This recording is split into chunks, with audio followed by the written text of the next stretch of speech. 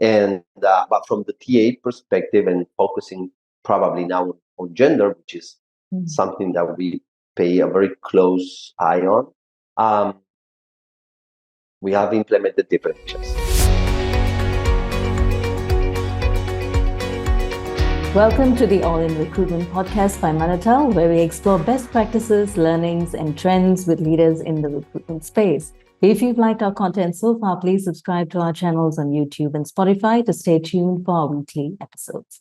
My name is Lydia, and joining us this week is Fabio Sottile, Head of International Talent Acquisition at Glovo. Hello, Fabio. Good morning to you, and thank you for joining us all the way from Spain. Hi, Lydia. How are you? Thank you for having me here today. It's very nice to be here. Wonderful. Yes, it's nice having you too. So, Fabio, tell us about your role at Glovo. I understand you've held several roles in talent acquisition already in the past year and a half. Yeah, that's correct. I moved from Argentina to join Glovo here in Spain. So I originally joined as a senior executive recruiter, working for was kind of a hub called the Executive Search Team for the HQ here in Barcelona. Mm-hmm. And then after 6 months, I was promoted to head of talent acquisition for the West Europe region at Glovo, taking on an interim basis also the management of the SE, Southeastern Europe team.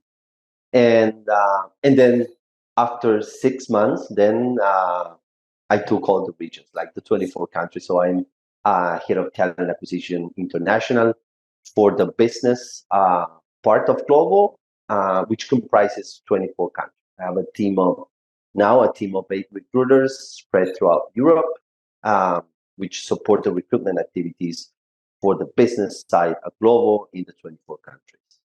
That's a very quick succession, and congratulations for moving up really fast. Thank you. What were the factors behind moving your roles and expanding them? Well, probably this is one of the parts that I like the most about Glovo, right? You never know where your path will lead you to, right? Here at Glovo, everything is very flexible. There are many opportunities to move in around positions, countries. So I think I was in the right place and doing the right job at the proper time, and that's when you combine that with a company which is fostering career path and fostering internal talent. That's the best thing that can happen to you. And what are some challenges you've seen since taking on this role? What are some challenges you've seen in the international talent market recently, and what areas have you prioritized in terms of talent acquisition? Well, actually, we have different challenges, and I can name a lot of them. But basically, having such a wide range of countries and cultures, and also having such a wide range of exposure, brand exposure in each of the countries is one of our main challenges, right? It's not the same attracting people in Spain where we have, or Italy, for instance, where we do have a solid brand, right? Where everybody knows that Glovo is not only our people, our couriers delivering goods or food, but there's also a huge company behind, present in many countries with many different positions that are not only in tech, but also in business. It's one of our main challenges. It's how we get, the word out there. Like, how do we make these people know that Glovo can offer great opportunities, that we are a company with a high density of great talent, and that's one of the key challenges.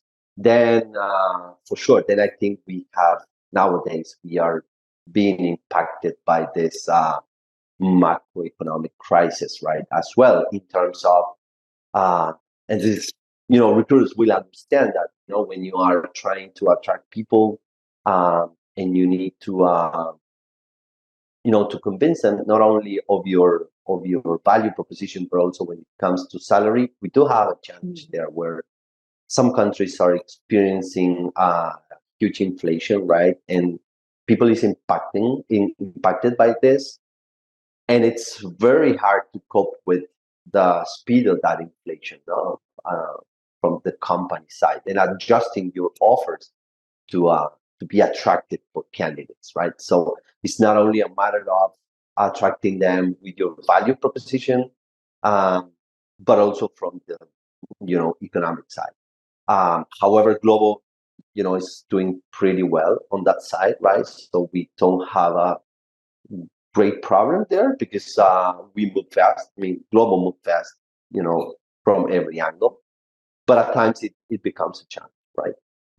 When you combine that with, for instance, the lack of visibility of your brand in some of the countries, it becomes a great challenge.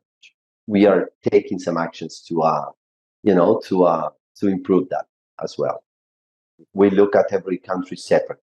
However, it's not that we want to, something that we have very clear, we don't want to attract people for the compensation, right? We are, something that is super, and that I've never seen before in my previous experience. When it comes to Glovo is very focused on bringing people who is aligned with the values and the cultures, no matter what. Okay, so if we want to build this high density talent pool here, like the talent house at Glovo, we look for people that is very smart, like very talented, that wants to keep growing and learning and becoming better professionals. So if we want to have that type of profile at Glovo, we cannot attract for money, right? They should understand, or we must let them or make them understand that we are a top-notch company, right? Where we look for the best people. That's the culture, like raising the bar at every time, going full gas, and not many people is identified with that, right? Like then when they come to Glovo, they understand how it works. Like they feel proud and they value being surrounded by very talented people who at the same time is very humble, uh, always with good vibes.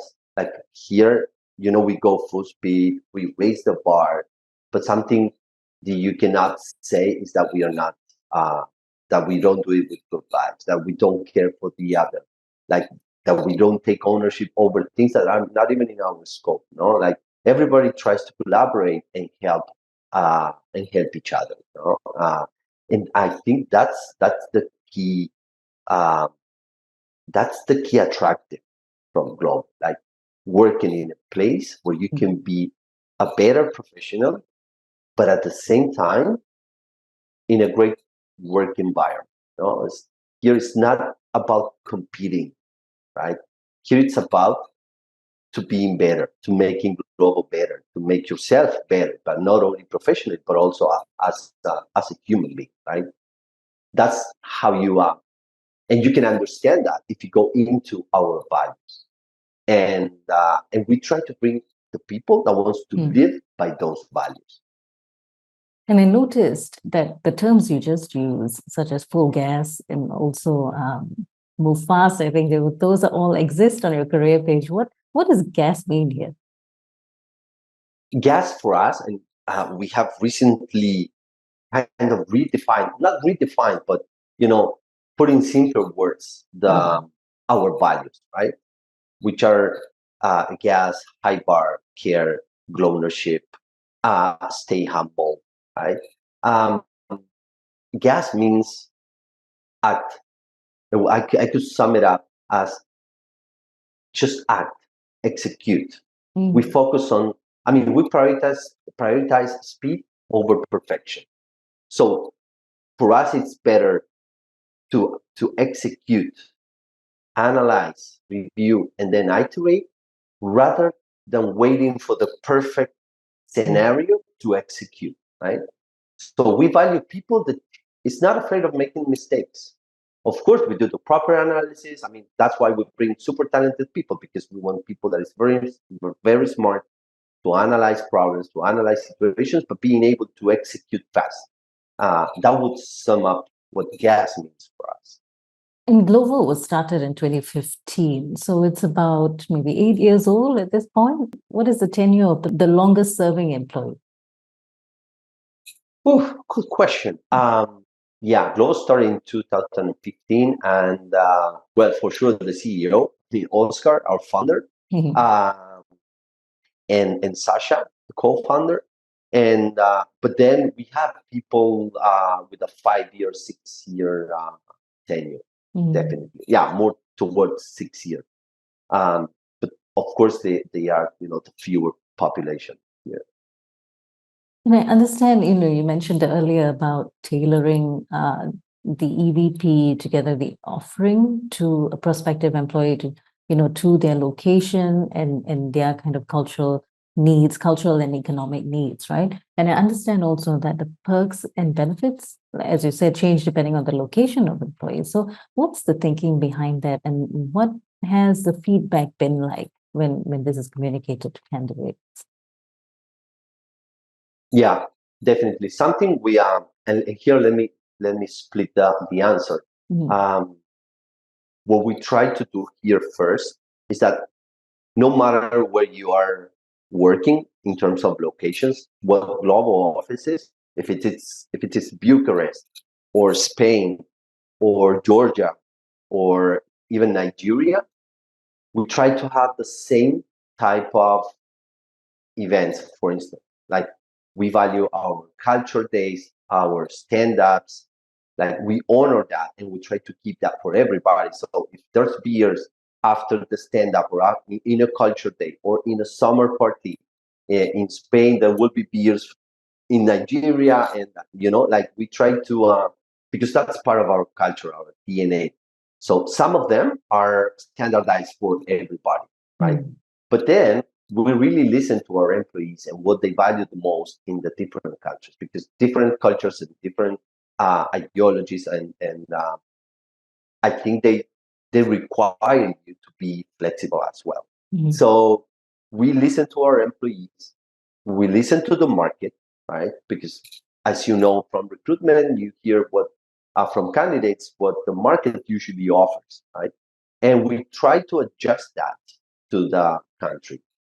For sure, you cannot have, with this size of company, with 5,000 employees spread in 24 countries, you cannot go into the micro details and adjust it, to the micro situation, right? But we pay attention to what employees and candidates say or value, and we try to make it happen, right? So we do have perks that might differ from Spain and Nigeria, Spain and Italy, Portugal and Georgia.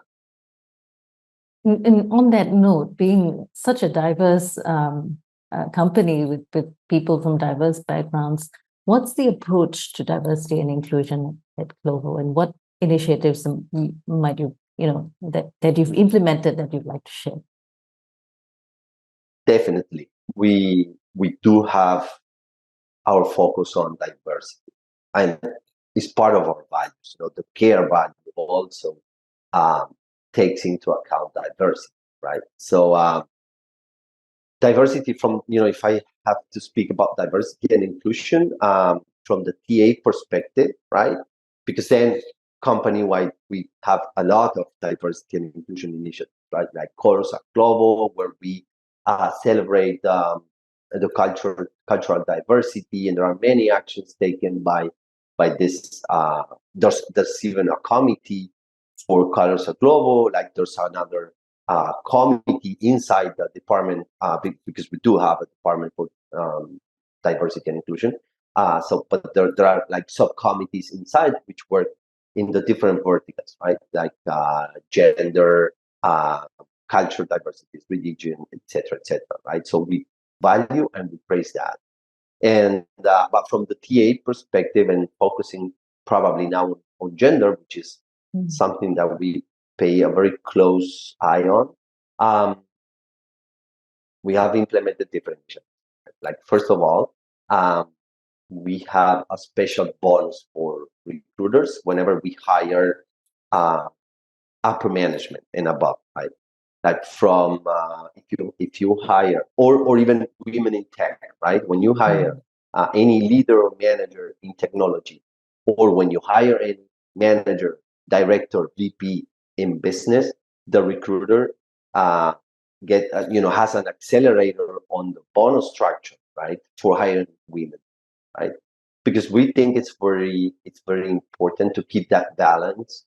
And right now, we are getting close to definitely closing the gap. We are very, when you look at the leadership team, we are very close. We need to work a little bit harder at the VP level, right? There's still work to do there, but we are very close. Then something that is very important also is to build a diverse pool of interviews, right? Because we want to remove bias. So if you're doing an effort to bring women or female candidates to the pipeline and to the final stages, you also need to have like a diverse pool of interviews, right? Because you need to remove bias. And we have worked from TA. We have worked with the diversity and inclusion team and department to build or to get a list of names, employees who are which we think are well known for praising and respecting and being diverse, to become part of this pool of interviewers that come into play at a certain stage in the recruitment process. So we make sure that the hiring manager is not biased, right? So we give another perspective during the recruitment process. So that's one more thing that we are doing. Then also we do have, and this is more, going outside the TA scope. We do have two salary. I mean, it's two salary reviews, not salary reviews, but we do review twice a year. What's the compensation gap, right? If there are compensation gaps, we do review it and we do make adjustments. Then another very cool initiative that we have implemented is the leadership program, by which it's called leadership. Yeah. Okay. She. Clever. So we, it's a kind of a mentorship program for women to become leaders. Because if we want to close the gap at the higher ranks, right, in the company, we need to work from the lower. So we created this mentorship program. It's kind of it's a 6 months program by which all women in not in a leadership position, right, like individual contributors can apply, and then they get the ones that get selected and meet the criteria. For sure, we look at performance and we look at many other factors, right? So the ones that are selected, they go through this kind of mentorship and training program during 6 months, and for sure that helps them a lot then to apply, and for sure to internally apply, and for sure to get these leadership positions at Glovo.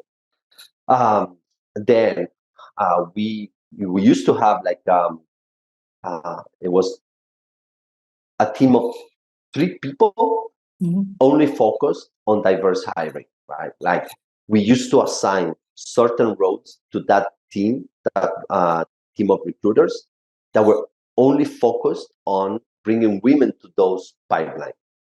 Nowadays, we have spread that function, and it's we have split that function, right? We no longer have a specific team, but rather the function lies in 1, 2, or 3 of our more senior recruiters in the team, and they have specific goals in terms of women in leadership positions, especially. And may I ask the ratio of women in leadership? Do you have a specific target that you need to hit in terms of gender balance in leadership position? Definitely. First goal would be having 50-50. as the first goal. 50-50. Now nowadays we are, depending on at what level of leadership, we are more on a 40-60. Although in some departments and in some seniorities, you may find the opposite picture, like having more women than the men, but it's just a tiny proportion, right? So first of all, we aim for the 50-50, and then we'll see. So you got that 50-50, and you said earlier that you're almost close to that 50-50 to a certain extent. And there's so many initiatives to bring about more balance to the gender split in tech, especially. And that's great. That's really great to hear, to see how even in the hiring process, you've got that sensitivity to cultural bias and also gender and everything else come into the hiring. Definitely. And it's part of one of our OKRs. One of our OKRs for TA is diversity and inclusion. And to give you like a specific example, last quarter, from 15 hires we did for upper management, 11 were female. So that's how we try to boost that percentage that we need to balance. So how long did you have? I mean, how long has this particular OKR? Is it last year's? How long has it been running for you to reach this level? Somehow it's always present. I mean, it's not something that we in TA have randomly, but it's usually present within our OKRs. For sure, it has the KR might vary, right? But it's always present on our OKRs. That's great, because you're also looking at data in this instance to see exactly where you are in terms of bringing diverse hires, with more women to leadership positions in tech, and where the talent acquisition direction is going. So are there any other examples you'd like to share on how Glovo uses data to inform your hiring decisions and just improve the overall recruitment process? We live by data, trust me. And we wouldn't be able to work this way if we wouldn't have the ATS, right? Like I think the ATS is a key part of our work, because then, like you said, we make many decisions based on data. For instance, we have different KPIs for sure, but we look at many metrics in the whole process, in the whole recruitment process, that help us managers, making decisions, and also help recruiters making decisions, right? So, for instance, we do pay attention to the conversion rate, right, through the different stages, right? Like from how many people you had, how many candidates you had in HR. So here at Glovo, we pay attention to many metrics, right, that help us making decisions, right? So, for instance, when you speak of the recruitment process, we pay attention to the conversion rates we have through the different stages. So let's say we pay attention to how many candidates that you interviewed passed to the Tech 1 stage, or Technical 1 interview, or Technical 2, or business case. We pay attention to those conversion rates. First, to spot if you are having any issues or problems, right? Let's say if you do have a high conversion rate from HR to tech, but then the conversion rate between the Technical 1 interview and whatever the next stage is low, it means you're having a problem with the candidates you're sending to the Tech 1 interview, right? So, and it's not only the manager, it's the recruiters pay attention to that, because that's how they can spot that they need to take action on any of the stages within the funnel, right? But then from the ATS, we take also, for instance, like what's the interviewing activity we are having, scorecard completion. We pay attention to also to the time to fill, which is super important. And also we give visibility to the business, right? So we use those metrics and KPIs to inform the business, like the status of the pipelines, our conversion rates, our time to fill, what has been the prospecting activity, and how successful we have been converting those prospects into, active candidates. And also, we as managers also make decisions on that, and also provide advice whenever we have to, let's say, to open a new position with the business, right? So let's say that we are going to have a director position or a GM position, whatever, in XYZ country. We look at historical data, time to fill, conversion rates, etc., and we tell the hiring manager, hey, usually this position will take X amount of days to be closed.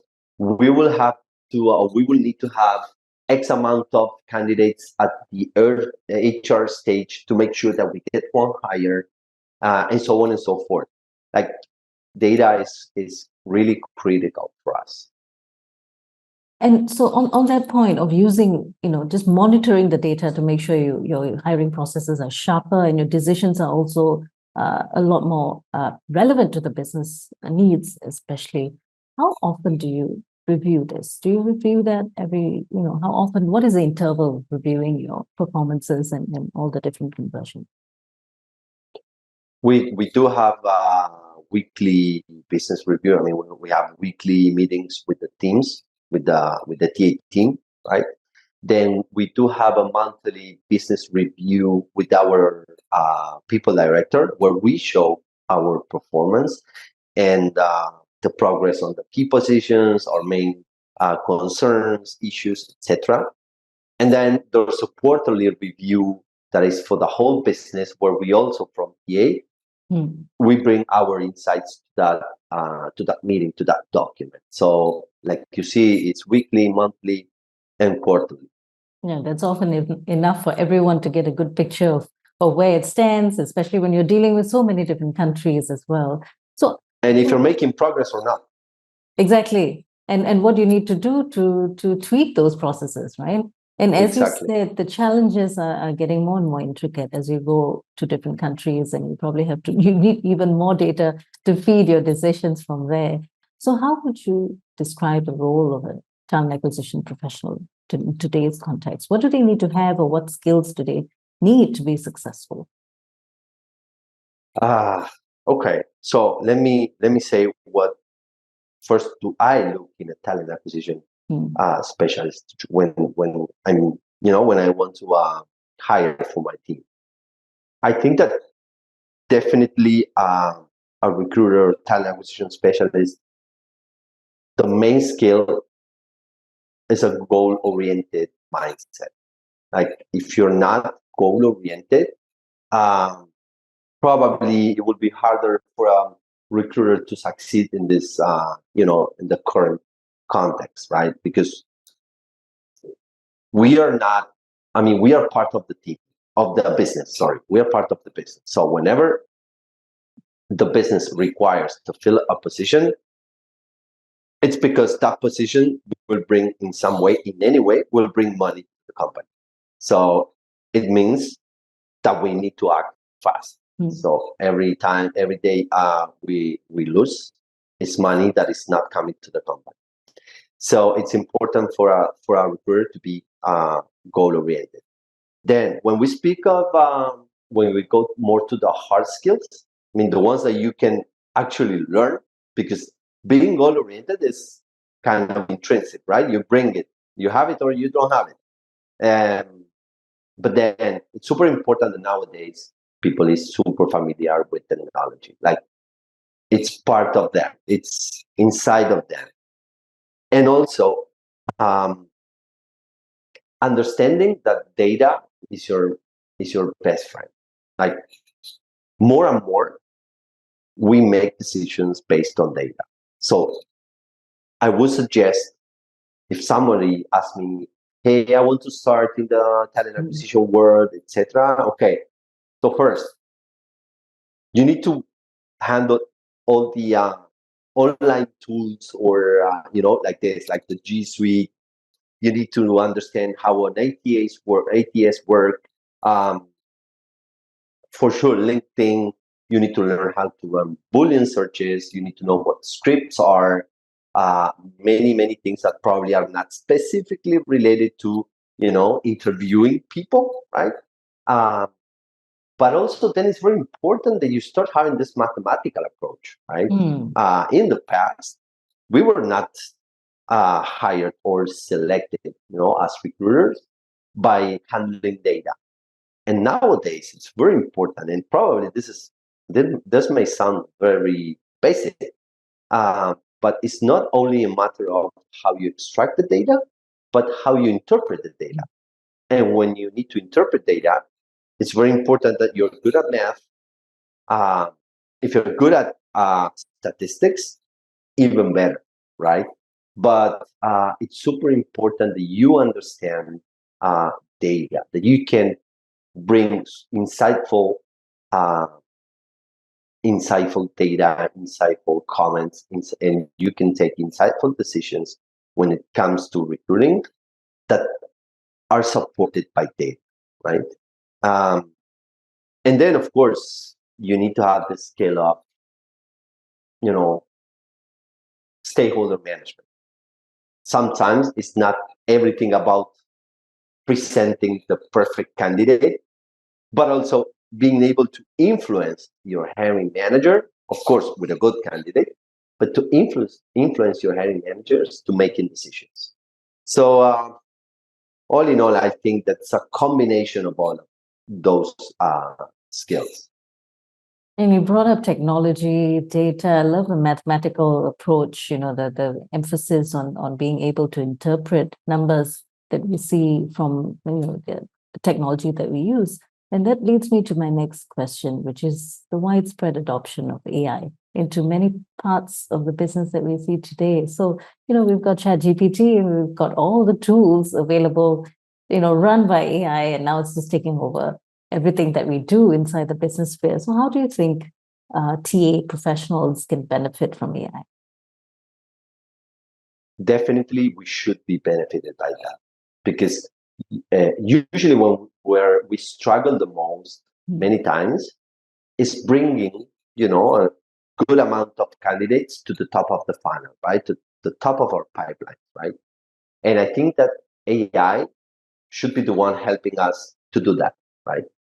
So I think that, AI can be very helpful in one of our, pain points nowadays, or usually for recruiters, the pain point is to, have stronger and robust pipelines at the beginning of the pipeline, right? Like having greater amount of candidates at the beginning of the pipeline. And we spend a lot of time running Boolean searches, surfing LinkedIn, trying to find candidates. And I think that's where AI should help us with, like, running automated scripts where we can just input the job description, skills required, experience, etc. And that's it. And they, the AI would suggest the most qualified candidates for that position. I think there's still a lot to do in that regard. I haven't seen many accurate tools so far. I haven't explored a lot, but like a recent example, we tried some searches with GPT chat, and it wasn't that precise. Like, the data that it would bring, the candidates it would suggest, it was not updated. It was not that accurate. So there's still a lot of work to do, I think, and a lot of research we have to do with AI to improve it. But definitely it won't replace a recruiter. It won't. Believe me, it won't. But it will make recruiters' lives easier, much easier. They will just, take care of interviewing and making sure that person, for instance, is a great culture fit. And that cannot be replaced by AI, right? But AI will make our work faster, for sure. That's a great point. Moving from the manual tasks and all those tedious work that you do on a day-to-day basis, handing it over to the AI to just handle that. And then things like cultural fit, which can be a hit or miss sometimes, especially when you're hiring fast and hiring wide, then you may want to spend a lot more time trying to sharpen those kinds of assessments, right? So it's great to see how and the talent acquisition as an industry, as a function, is being enhanced or enriched by technology in so many ways, and also that we see data being the backbone of everything.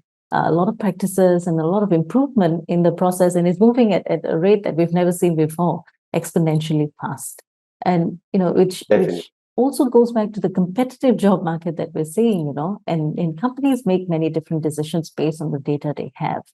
But in terms of an employer brand, in today's competitive job market, how can companies differentiate themselves as employers so that they can appeal to a much wider talent pool?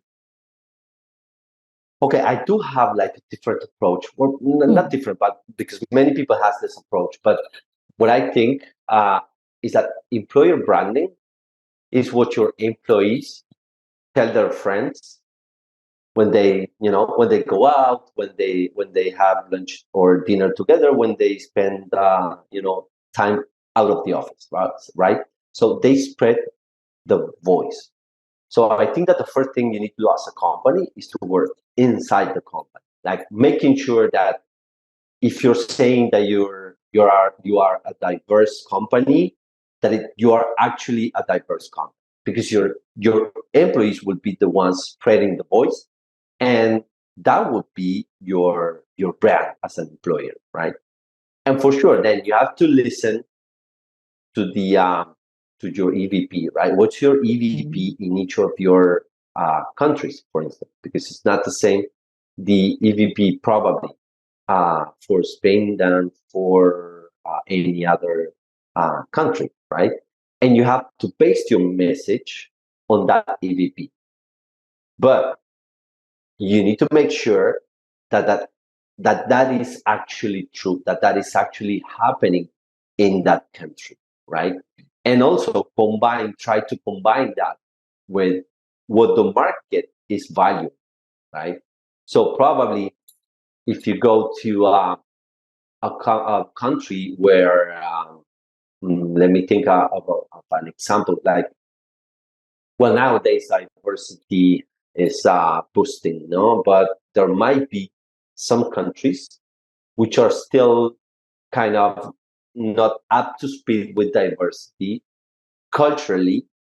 So if you say that you are very focused on diversity, etc., like that being your message as a brand, probably it won't be attractive for your relevant public, right? For your relevant target, for candidates in that country.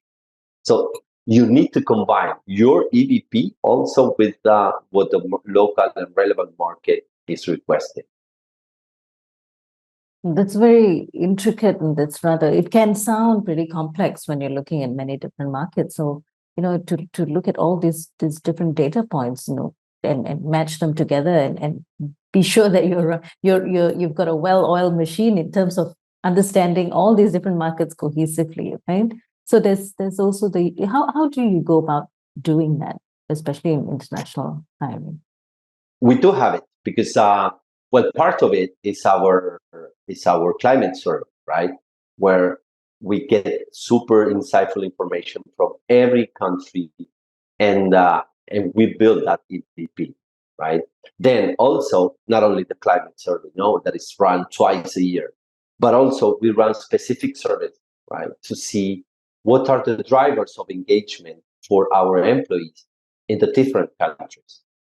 And then for sure, we have the other input. I mean, one input is that. And then we have the input coming from the outside, which is coming from TA, basically. Like, what is the perception and what candidates are valued in the different countries.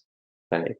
And of course, then you need to make sure that you combine both, like you said, like you look at your EVP, like what are the top 5 most valued, let's say, benefits or attributes in each of the countries, and you combine that with what you get from the industry, from the market, right? And that's how you should build your employer branding message. What is the impact of recruitment technology for hiring? I know we touched a little bit about this earlier, but what are the benefits that you've seen so far in your experience? Definitely. Imagine managing 230 roles open only within spreadsheet. It will be crazy. So basically, ATS help us a lot with organizing our processes, having feedback, having statuses, having all that information. Now, of course, apart from candidates, no, like you store the candidates in your ATS. Otherwise, you will have them. Their CVs would be spread in tons and tons of folders in your in your share drive. So for sure, there's a content management function that you cannot replace with any other thing. But most importantly, is the data that we are extracting from the ATS.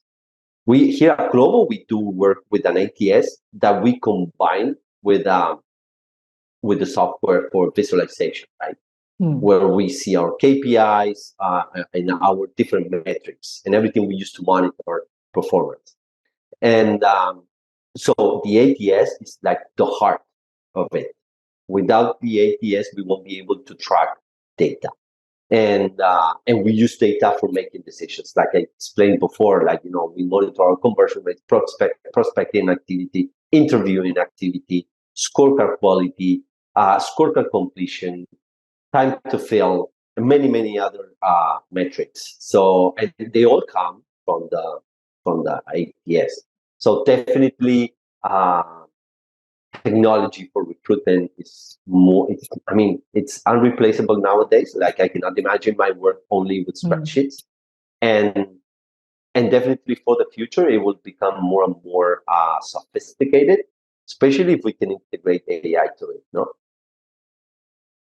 So what advice would you give? You've already given some advice earlier when we spoke about what a TA professional needs to be. What advice would you give someone starting out in talent acquisition today? Well, definitely use all your energy to learn, first of all, because we keep on learning every day. Make data your best friend, definitely. Understand that recruitment is no longer a matter of just talking to candidates, right? That would be like the end point for us, or the middle point for us. And focus on your skills in technology. Like try to understand ATSs, try to understand the logics behind LinkedIn, try to understand what a Boolean search is, what running a script means. Talk to developers, talk to people in technology to understand the logics of IT, because that will help you a lot when it comes to looking for candidates in the internet, right? Until you have the famous AI helping, it will be your best tool. And then go back to your books from high school and check the math part, check statistics, because that will help you understand the data coming from your work, your recruitment processes. That will help you understand what's going on and make accurate decisions, and it will make you more efficient. But never forget about your human part, because you're dealing with humans. You're interviewing people, and then your stakeholders will be managers or directors, whatever. They are human, and for sure that's the other part of your job, like trying to work with those people and influence them. Thank you so much, Fabio, for your time, your rich insights today. I think it's been valuable to hear how many different initiatives are being implemented, especially concerning the way data is used, and the different initiatives to ensure that there are more women in tech leadership and more initiatives for diversity and inclusion as well. It's particularly interesting to see how there are different types of different panel of interviewers that are put into that have come from inside the company. So I think that's really interesting to understand, and I wish you all the best in making sure that you hit those targets for diversity and also the gender inclusion part. I'm sure you're already on track for that. So where can the audience connect with you, Fabio? Or is it on LinkedIn, which is your preferred platform? Definitely LinkedIn is my preferred platform. You just shoot me a message, or you can, my email and my phone is public, so you can grab it from there. Excellent. Thank you so much, Fabio. And we have been in conversation with Fabio Sottile, Head of International Talent Acquisition at Glovo. He's joined us from Barcelona. Is Barcelona, thank you so right? much, Lydia, for having me here. Yeah, it's Barcelona. We are in Barcelona, Spain. All right. And thank you for joining us this week. If you like our content, please subscribe to our channels to stay tuned for more weekly episodes from All in Recruitment.